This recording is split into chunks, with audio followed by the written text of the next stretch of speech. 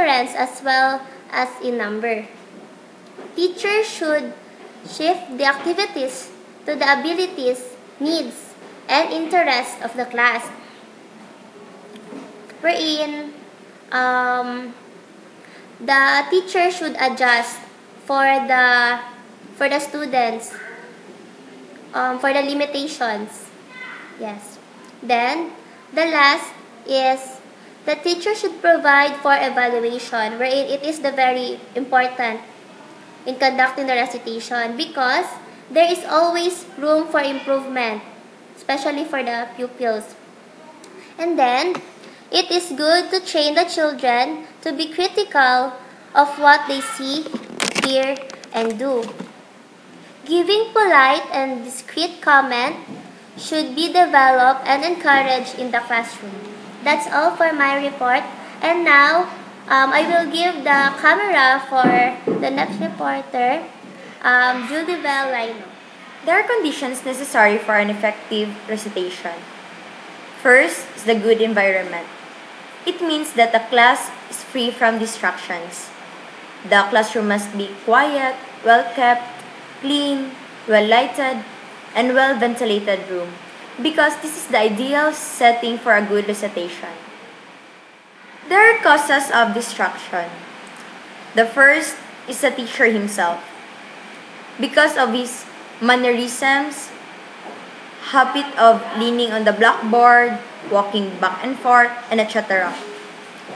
There are also some distractions among the students when the teacher called their attention and when interrupting someone who is reciting and poor discipline.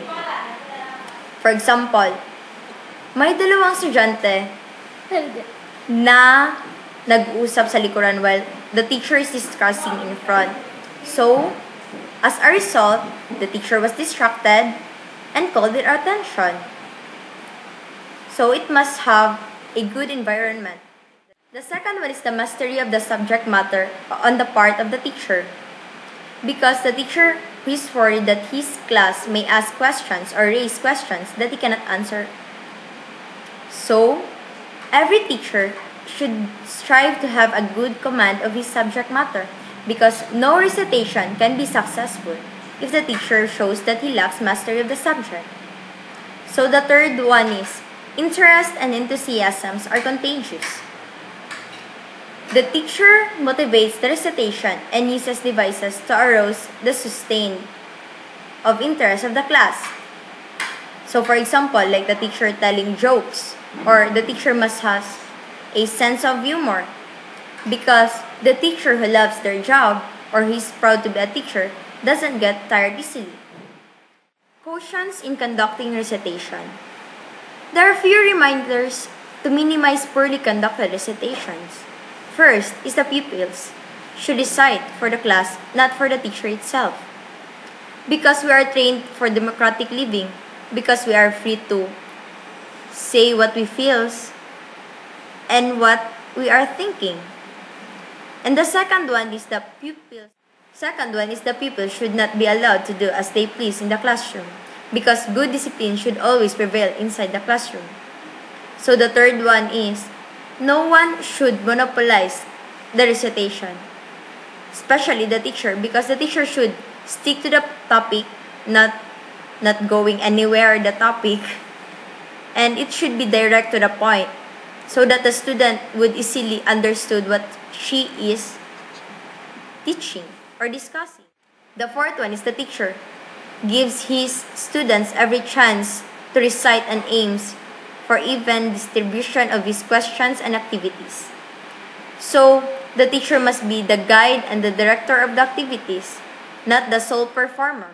The fifth one is interrupting the student who is reciting discourages him in his task because he forgets what he wants to say. So, as a teacher, the teacher must correct the student if he is done reciting or when during the evaluation of the teacher. The last one is the teacher should know how to handle the responses of the Students, there are many ways of reacting to a pupil's answer.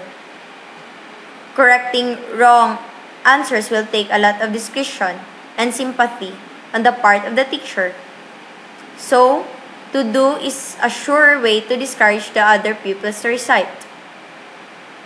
That's all. Good evening again.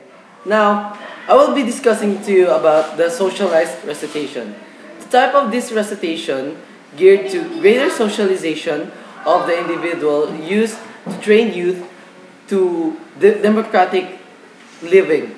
What is democratic living? Or should I say free living? There are two types of socialized recitation, the formal and the informal. Now, formal socialized recitations are imitations of adult forms of institutional orgs. What are these institutional orgs? Now, institutional orgs, or like a club meeting or discussing about proceedings in a business org. Like, for example, if our president will discuss about the wages or the expenses about our intramurals, that is an example of a formal type of socialized recitation. Now, the informal type of recitation takes the form of discussion groups like panel discussions, single leader discussions, and symposiums, seminars, or workshops. Hello, ma'am. Hello, classmates. So that's it for tonight's discussion about recitation. Hope you learned a lot from our discussion for today. Thank you for watching. Have a nice day. Bye.